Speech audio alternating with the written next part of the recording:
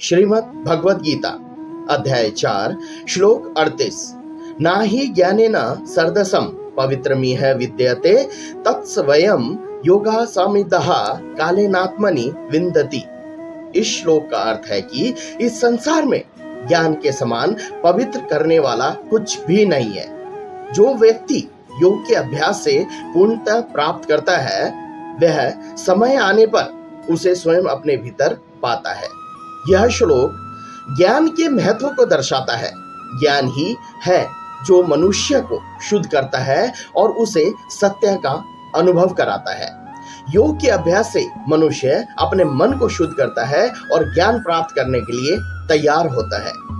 जब मनुष्य ज्ञान प्राप्त कर लेता है तो उसे अपने भीतर ही सत्य का अनुभव होता है।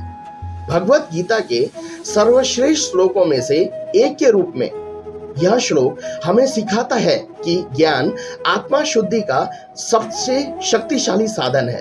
ज्ञान के माध्यम से ही व्यक्ति अज्ञान पर विजय प्राप्त कर सकता है और आत्मज्ञान प्राप्त कर सकता है। योग ज्ञान और आत्म साक्षात्कार प्राप्त करने का एक साधन है। योग के अभ्यास से व्यक्ति ईश्वर के साथ एकाकार हो सकता है और स्वयं के वास्तविक स्वरूप की खोज कर सकता है।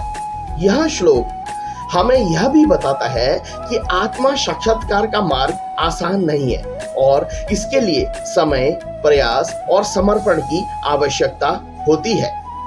यह एक क्रमिक प्रक्रिया है जिसके लिए धैर्य और दृढ़ता की आवश्यकता होती है।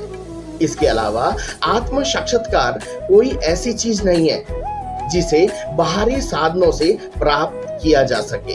यह आत्मा खोज की एक यात्रा है जो स्वयं के भीतर होती है। जय बिहारी जी।